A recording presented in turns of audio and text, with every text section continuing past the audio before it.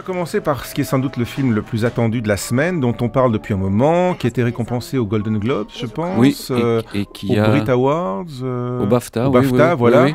Et dont on attend beaucoup, enfin dont on promet beaucoup pour les Oscars, c'est The King's Speech. Oui, c'est le 12 nominations aux Oscars. C'est d'ailleurs ce qu'on peut appeler un film à Oscar. Ouais. Il n'y a pas de, bon, on parle de western, de thriller, de comédie musicale ou de comédie romantique. Il n'existe pas de genre répertorié film à Oscar, et pourtant tout le monde voit un peu de quoi il s'agit un film à Oscar. Ouais. Alors les caractéristiques du film à Oscar, c'est que le personnage principal a un handicap. Hein.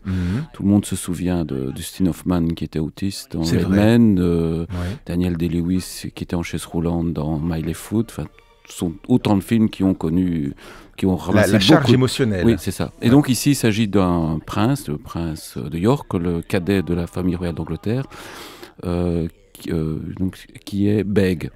Et donc, il est incapable de faire un discours, il est incapable de parler en public. Et donc, on essaye de le soigner, mais il échappe à... Rien ne fonctionne. Rien ne fonctionne. I speak for them, but I can't speak. You could do it. You needn't be governed by fear. It'll be like Mad King George the Stammerer.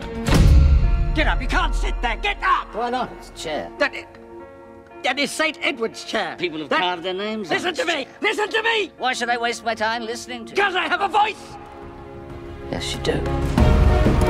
Un autre film, sans doute, qui je pense vous a touché, vous a marqué, vous aimez bien, c'est Beautiful. Oui, Beautiful, c'est le nouveau film de Alejandro González Iñárritu, ce réalisateur mexicain, dont on rappellera rapidement les trois films. Donc il y a Amores Perros, il y a 21 grammes et il y a Babel. Et donc c'est quelqu'un qui est un film que je n'ai pas très bien compris. Vous pouvez m'expliquer tout à l'heure après l'émission. Volontiers. Et il fait des films un peu complexes.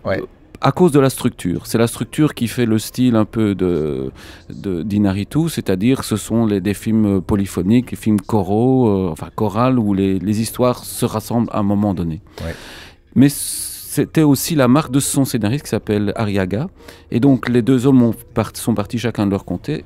C'est le premier film de Iñárritu, seul, dont il écrit qu'il réalise, mais dont il écrit le scénario, écrit les dialogues, et qui ne tourne pas en Mexique ou dans le reste du monde, qu'il a tourné dans une seule ville, à Barcelone. Donc c'est vraiment un film très différent. Plus personnel ?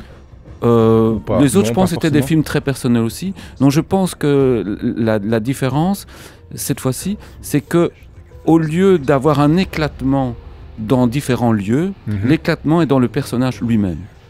Et donc ce personnage, joué par Javier Bardem de façon formidable, il est aussi nominé aux Oscars et il pourrait très bien l'avoir. C'est en fait le méchant. Le méchant, qu'est-ce que c'est un méchant qui ne serait pas politiquement correct, je veux dire, vraiment un vrai méchant.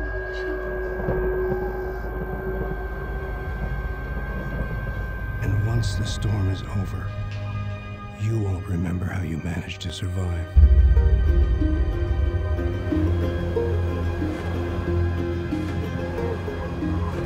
One thing is certain.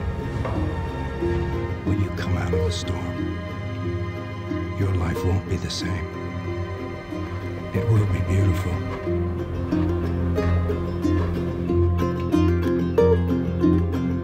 Alors, bon, on va passer aussi sur quelques autres sorties. Largo Winch numéro 2.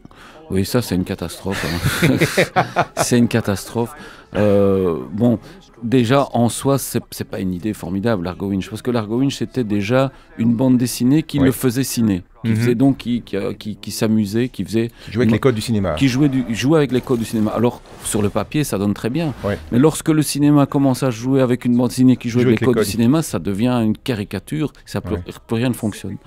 Alors, bon, il y a Sharon Stone, hein, une partie a été tournée en Belgique, ça se voit pas, d'ailleurs, on voit aucun... C'est impossible de distinguer ce qui est belge dans le film. Totalement international. Sharon Stone, prestation catastrophique. C'est la plus mauvaise de toute la distribution. Oui, ça va vraiment pas. Non, ça va vraiment pas. Non, c'est très dommage parce que c'est un rôle, donc elle joue un procureur qui accuse Largo Winch de crimes contre l'humanité. Donc ça devrait, donc c'est pas son âge n'est pas un handicap ici. C'est pas un procureur à la Carla Del. Oui, c'est ça, c'est l'expérience, etc. Or elle le joue en croisant les chambres sur son bureau. Enfin, je veux dire, Avec ou sans petite culotte? Parce que c'est le détail qui a son importance. Disons que la jupe c'est quand même un peu rallongé, donc oui. Difficile d'avoir une idée extrêmement précise. C'est moins drôle. 27% says the charge is against Winch, and it's just the beginning.